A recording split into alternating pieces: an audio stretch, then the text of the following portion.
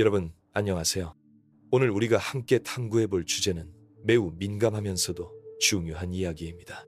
혹시 여러분 주변에 항상 완벽해 보이고 자신감 넘치는 미소를 지으며 마치 세상 모든 것을 다 가진 것처럼 보이는 사람이 있나요? 그런데 이상하게도 그 사람과 가까이 지내다 보면 뭔가 공허함을 느끼거나 자꾸만 자신이 작아지는 기분이 드신 적은 없으신가요? 오늘 우리는 C.S. 루이스의 통찰을 바탕으로 나르시시스트들이 그 화려한 가면 뒤에 숨기고 있는 가장 깊숙한 비밀에 대해 이야기해 보려고 합니다. 이것은 단순히 누군가를 비난하거나 판단하기 위한 이야기가 아닙니다. 오히려 우리 모두가 인간관계에서 겪는 복잡한 감정들을 이해하고 더 건강한 관계를 만들어가기 위한 여정입니다. 먼저 이 영상을 끝까지 시청해 주실 모든 구독자 여러분께 진심으로 감사드립니다. 여러분의 관심과 사랑이 있기에 이런 의미 있는 주제들을 계속해서 다룰 수 있습니다. 아직 구독하지 않으신 분들이 계시다면 지금 구독 버튼을 눌러주시고 알림도 설정해주세요. 심리학과 인간관계에 대한 더 깊이 있는 통찰들을 정기적으로 만나보실 수 있을 것입니다. 자, 그럼 이제 본격적으로 들어가 보겠습니다.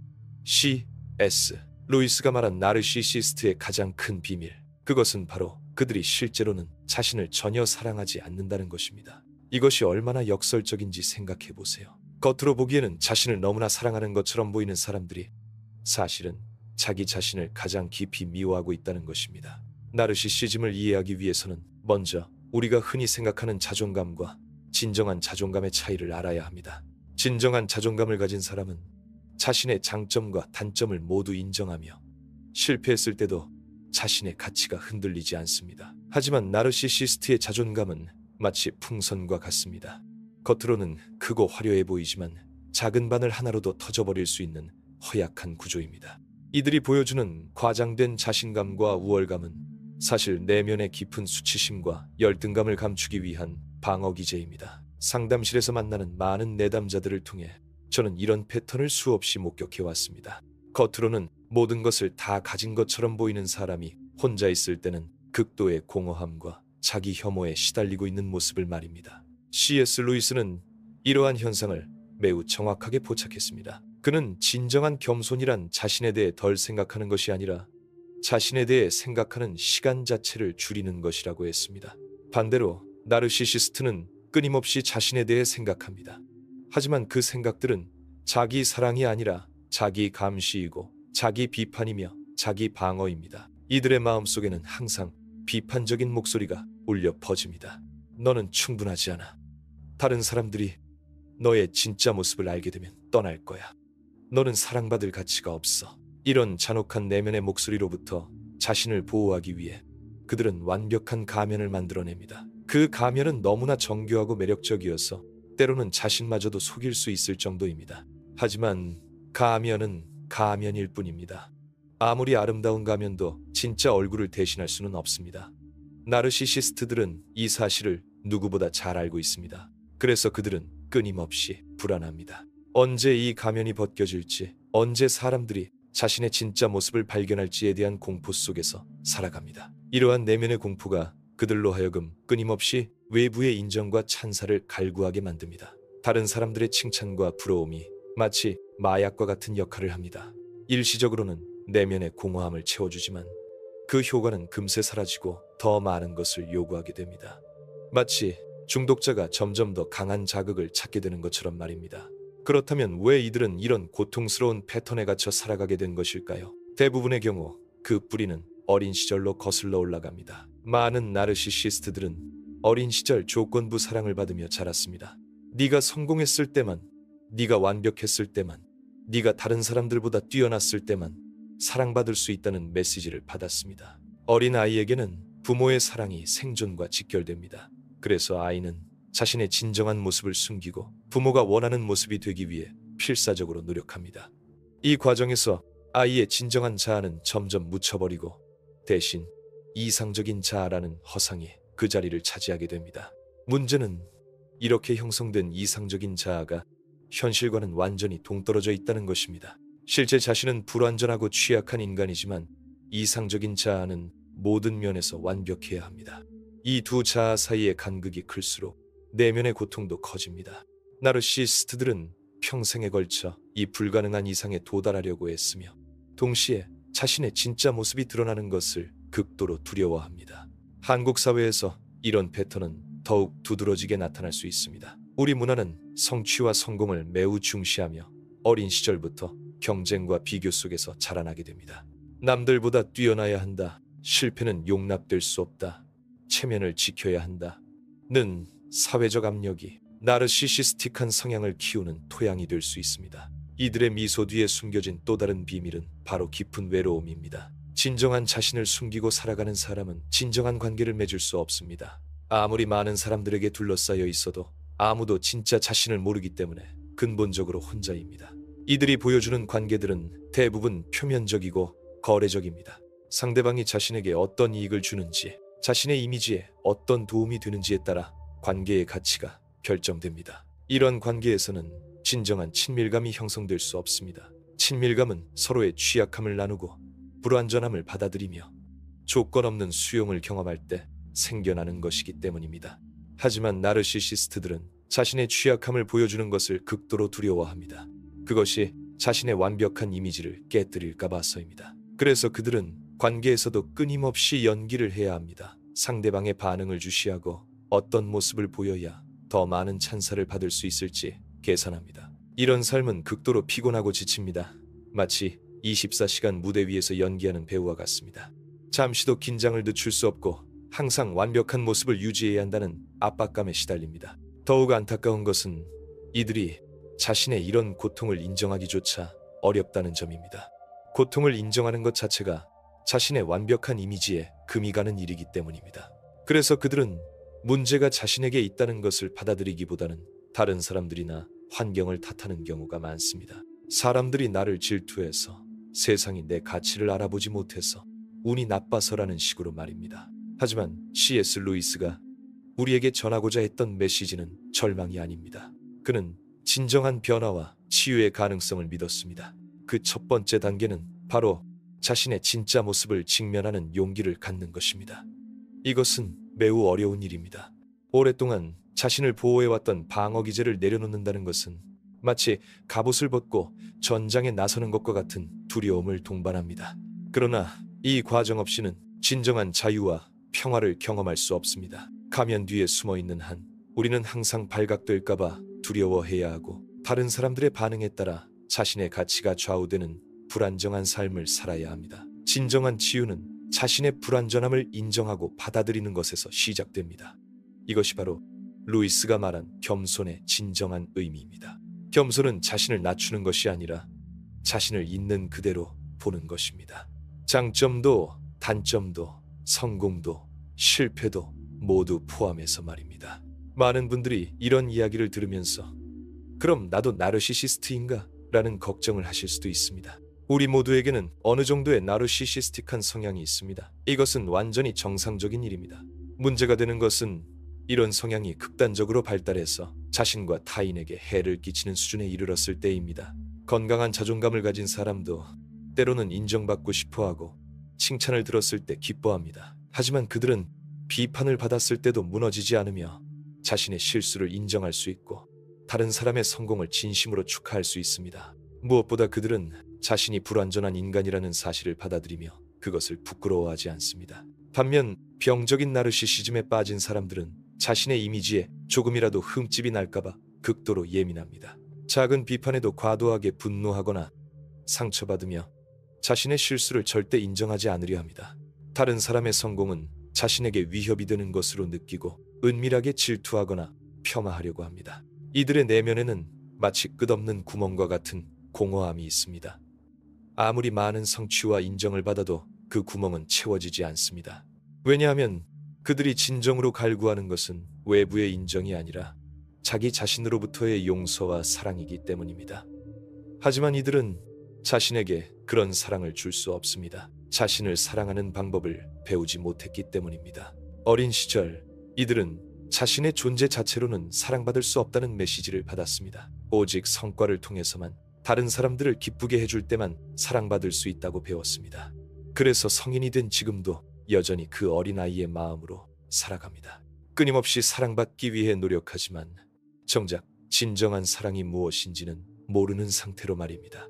한국 사회의 특성상 이런 패턴은 더욱 복잡하게 나타날 수 있습니다. 우리는 어릴 때부터 남에게 피해를 주지 말라, 겸손해야 한다는 가르침을 받으면서도 동시에 1등이 되어야 한다, 성공해야 한다는 상반된 메시지도 받습니다.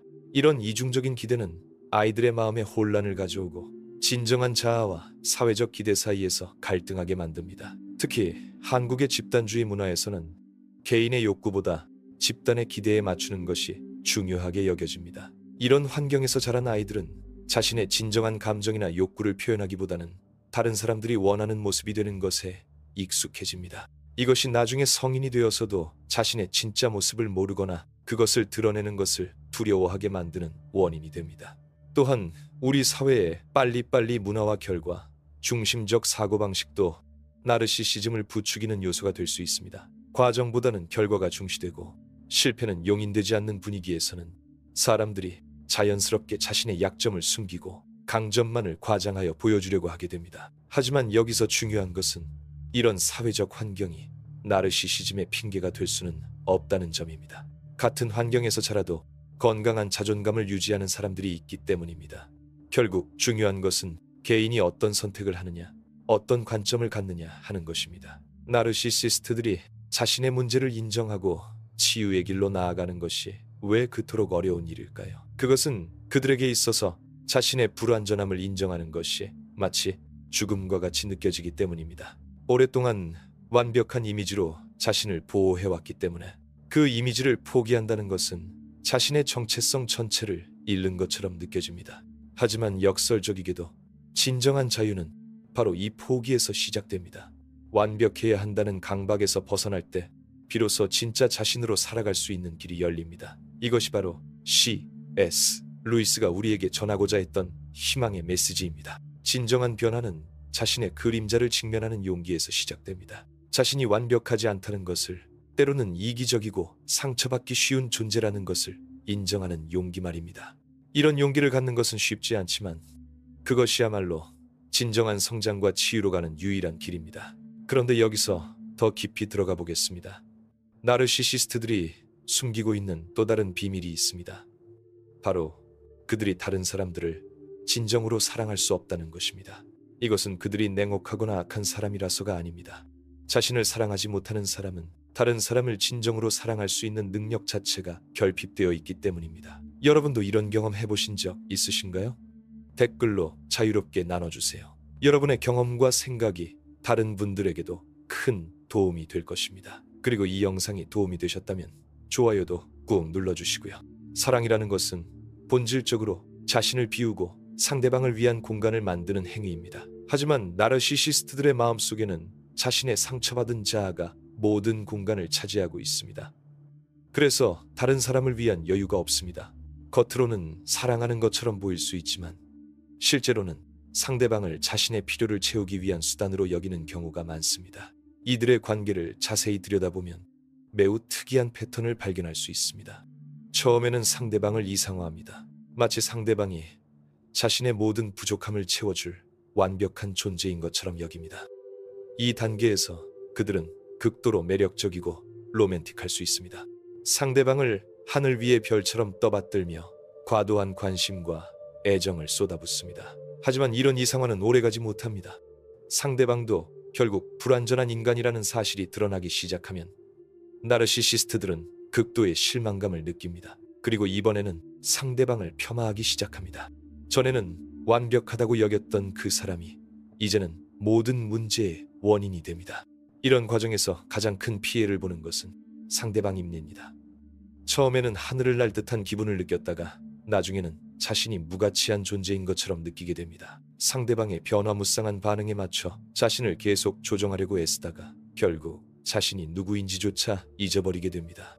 특히 한국의 연인관계나 부부관계에서 이런 패턴이 나타날 때는 더욱 복잡한 양상을 보입니다. 우리 문화에서는 관계에서의 희생과 헌신을 미덕으로 여기는 경향이 있기 때문에 나르시시스트의 파트너는 자신이 당하는 감정적 학대를 사랑의 표현으로 오해할 수 있습니다. 그 사람이 나에게 관심이 많아서 그런 거야. 완벽주의자라서 나에게도 높은 기준을 요구하는 거야 라고 생각하며 자신을 합리화합니다. 하지만 진정한 사랑은 상대방을 통제하거나 자신의 이상에 맞춰 변화시키려고 하지 않습니다. 진정한 사랑은 상대방을 있는 그대로 받아들이고 그들의 성장을 지지하되 강요하지는 않습니다. 상대방이 자신의 꿈과 목표를 추구할 수 있도록 격려하고 때로는 자신의 욕구를 뒤로 미루더라도 상대방의 행복을 우선시할 수 있습니다. 나르시시스트들에게 이런 사랑은 불가능합니다. 왜냐하면 그들의 모든 관계는 결국 자신의 상처받은 자아를 달래기 위한 수단이기 때문입니다. 상대방이 자신을 떠받들어 줄 때는 사랑한다고 느끼지만 상대방이 독립적인 모습을 보이거나 자신과 다른 의견을 표현하면 즉시 위협으로 느낍니다. 이들의 사랑은 조건부입니다. 내가 원하는 대로 해줄 때만, 나를 최우선으로 여길 때만, 내 기분을 맞춰줄 때만 사랑한다고 말합니다. 이것은 사랑이 아니라 거래입니다. 건강한 관계에서는 서로의 개별성을 존중하고 때로는 의견이 다를 수도 있음을 받아들입니다. 하지만 나르시시스트들은 상대방의 독립성을 자신에 대한 배신으로 받아들입니다. 더욱 안타까운 것은 이들이 자신의 이런 행동 패턴을 인식하지 못한다는 점입니다. 상대방이 자신을 떠나면 그들은 진정으로 상처받고 혼란스러워합니다. 나는 그 사람을 그토록 사랑했는데 왜 떠났을까라고 생각합니다. 하지만 그들이 사랑했다고 여기는 것은 실제로는 상대방이 아니라 상대방이 자신에게 제공하는 감정적 공급이었습니다. 이런 관계 패턴은 직장에서도 나타납니다. 나르시시스틱한 상사나 동료는 처음에는 매우 매력적이고 카리스마 있어 보일 수 있습니다. 하지만 시간이 지나면서 그들과 일하는 것이 얼마나 피곤하고 어려운 일인지 깨닫게 됩니다. 이들은 공을 독차지하려 하고 실패는 항상 다른 사람의 탓으로 돌립니다. 팀워크보다는 자신의 이미지 관리에 더 신경 쓰며 동료들을 경쟁자나 도구로 여깁니다. 한국의 위계 질서가 뚜렷한 조직 문화에서는 이런 문제가 더욱 심각해질 수 있습니다. 나르시시스틱한 리더는 자신의 권위에 도전하는 어떤 것도 용납하지 않으며 부하 직원들의 창의성이나 독립적 사고를 억압할 수 있습니다. 겉으로는 팀의 성공을 위한다고 말하지만 실제로는 자신의 완벽한 이미지를 유지하는 것이 더 중요합니다. 그렇다면 이들은 정말로 변화할 수 없는 것일까요? C.S. 루이스는 희망을 잃지 않았습니다. 그는 인간의 근본적인 변화 가능성을 믿었습니다. 하지만 그 변화를 위해서는 몇 가지 필수적인 요소들이 필요합니다. 첫 번째는 바로 바닥을 치는 경험입니다. 나르시시스트들이 변화하기 위해서는 자신의 방어 기제가 더 이상 작동하지 않는 순간을 경험해야 합니다. 이것은 매우 고통스러운 과정입니다. 오랫동안 자신을 보호해왔던 가면이 완전히 벗겨지는 순간, 그들은 극도의 절망감과 공허함을 느낍니다. 하지만 이 순간이야말로 진정한 치유의 시작점입니다. 더 이상 숨을 곳이 없을 때, 더 이상 변명할 것이 없을 때, 비로소 진짜 자신과 마주할 수 있게 됩니다. 이 과정에서 많은 사람들이 깊은 우울감을 경험하거나 자신의 삶 전체가 거짓이었다는 절망감에 빠집니다. 두 번째 요소는 무조건적인 수용을 경험하는 것입니다. 나르시시스트들이 진정으로 치유되기 위해서는 자신의 가장 추악한 모습까지도 받아들여주는 누군가를 만나야 합니다. 이것은 가족일 수도 있고 친구일 수도 있고 상담사일 수도 있습니다. 중요한 것은 그 사람이 나르시시스트의 가면에 속지 않으면서도 동시에 그들의 내면에 있는 상처받은 아이를 보고 받아들여 줄 수 있느냐 하는 것입니다. 이런 관계에서 나르시시스트들은 처음으로 자신이 완벽하지 않아도 사랑받을 수 있다는 것을 경험합니다. 이것은 혁명적인 경험입니다. 평생 동안 성과로만 사랑받을 수 있다고 믿어왔던 사람이 존재 자체로 받아들여지는 경험을 하는 것입니다. 하지만 이 과정도 순탄하지 않습니다. 나르시시스트들은 처음에는 이런 무조건적 수용을 믿지 못합니다. 분명히 속셈이 있을 거야, 내가 실망시키면 떠날 거야 라고 생각하며 계속해서 시험해봅니다. 때로는 일부러 문제를 일으켜서 상대방이 정말로 자신을 떠나지 않는지 확인하려고 합니다. 세 번째 요소는 진정한 회개와 용서의 경험입니다. 나르시시스트들이 자신이 다른 사람들에게 끼친 상처를 진정으로 인정하고 그에 대해 진심으로 미안해하는 순간이 와야 합니다. 이것은 단순히 미안하다는 말을 하는 것이 아닙니다. 자신의 행동이 다른 사람에게 어떤 고통을 주었는지 진정으로 이해하고 그것에 대해 책임을 지려는 마음을 갖는 것입니다. 한국 문화에서는 사과와 용서가 매우 중요한 의미를 갖습니다.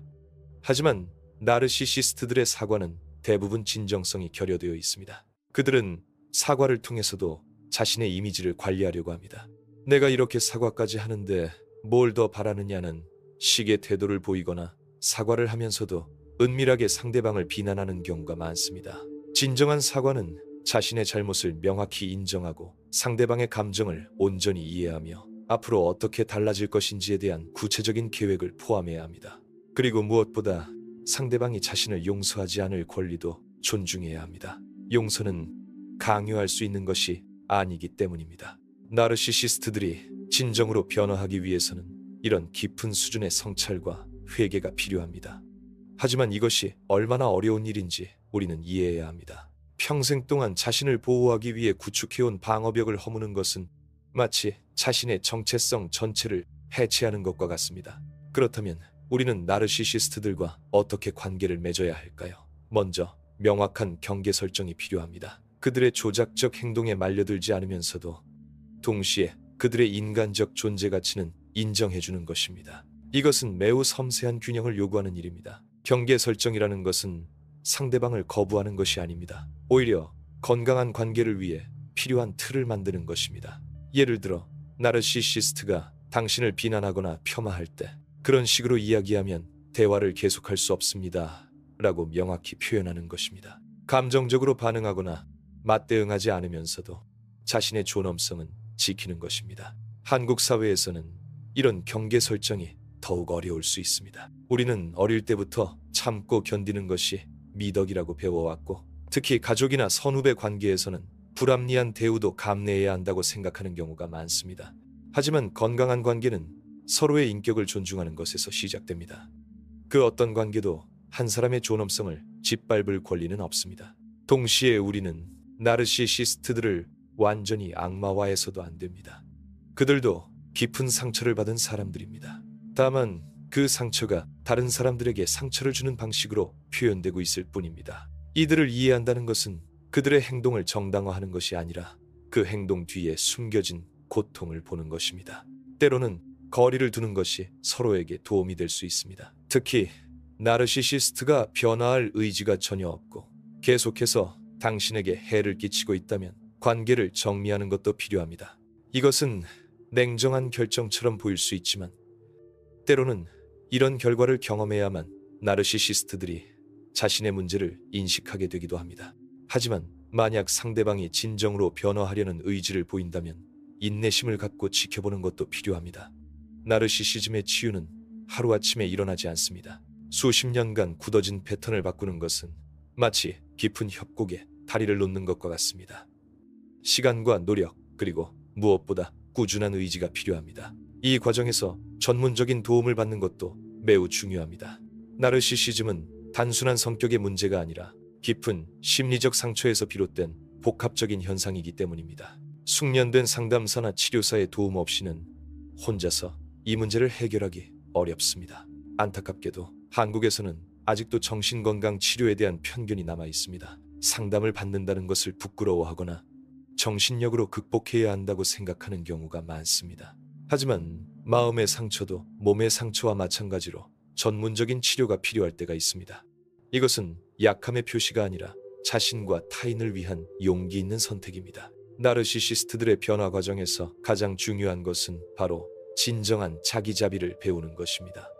지금까지 그들은 자신에게 극도로 가혹했습니다. 완벽하지 않은 자신을 용납할 수 없었고 실수하는 자신을 미워했습니다. 하지만 진정한 치유는 이런 자기 증오에서 벗어나 자신을 하나의 불완전한 인간으로 받아들이는 것에서 시작됩니다. 자기 자비는 자기 방종이나 자기 합리화와는 다릅니다. 자신의 잘못을 인정하면서도 그 잘못이 자신의 전체 가치를 결정하지는 않는다는 것을 아는 것입니다. 실수했을 때 자신을 가혹하게 비난하는 대신 나도 불완전한 인간이구나, 다음에는 더 나은 선택을 하자라고 말할 수 있는 것입니다. 이런 자기자비의 경험은 나르시시스트들에게 혁명적입니다. 처음으로 자신을 있는 그대로 받아들일 수 있게 되면 다른 사람들도 있는 그대로 받아들일 수 있는 여유가 생깁니다. 더 이상 자신의 부족함을 숨기기 위해 다른 사람을 폄하할 필요가 없어지고 다른 사람의 성공을 진심으로 축하할 수 있게 됩니다. 하지만 이 과정에서 주변 사람들의 역할도 매우 중요합니다. 나르시시스트가 변화하려고 노력할 때 주변에서는 적절한 지지와 격려를 해주면서도 동시에 명확한 기준을 유지해야 합니다. 작은 진전이 있을 때는 인정해주되 여전히 문제적인 행동을 보일 때는 그것도 분명히 지적해 주어야 합니다. 궁극적으로 C.S. 루이스가 우리에게 전하고자 했던 메시지는 희망입니다. 아무리 깊은 어둠 속에 있어도, 아무리 오랫동안 가면을 써왔어도 진정한 변화는 가능하다는 것입니다. 하지만 그 변화는 쉽지 않으며 무엇보다 당사자의 진정한 의지와 용기가 필요합니다. 나르시시스트들의 미소 뒤에 숨겨진 비밀을 안다고 해서 우리가 그들을 판단하거나 정죄할 자격이 생기는 것은 아닙니다. 오히려 우리는 더 깊은 연민과 이해를 갖게 됩니다. 그들도 결국 사랑받고 싶어하는 상처받은 인간이라는 것을 알기 때문입니다. 동시에 우리는 자신을 돌아볼 필요도 있습니다. 혹시 우리 자신에게도 나르시시스틱한 면이 있지는 않은지, 우리도 모르게 다른 사람들에게 상처를 주고 있지는 않은지 성찰해보는 것입니다. 이런 성찰을 통해 우리는 더 진정한 사람이 될 수 있고 더 건강한 관계를 만들어갈 수 있습니다. 마지막으로 여러분께 드리고 싶은 말씀이 있습니다. 만약 여러분이 나르시시스트와의 관계에서 고통받고 계시다면 그것은 결코 여러분의 잘못이 아닙니다. 또한 여러분이 그 사람을 변화시킬 수 있다고 생각하지도 마세요. 변화는 오직 당사자만이 할 수 있는 일입니다. 여러분이 할 수 있는 최선은 자신을 보호하고 건강한 경계를 유지하며 필요하다면 전문적인 도움을 받는 것입니다. 그리고 무엇보다 자신을 사랑하는 법을 배우는 것입니다. 진정한 자기 사랑을 경험한 사람만이 다른 사람의 가면 뒤에 숨겨진 고통도 이해할 수 있고 적절한 도움을 줄 수 있기 때문입니다. 반대로 만약 여러분 자신이 나르시시스틱한 패턴을 갖고 있다고 느끼신다면 그것을 인정하는 것 자체가 이미 큰 용기입니다.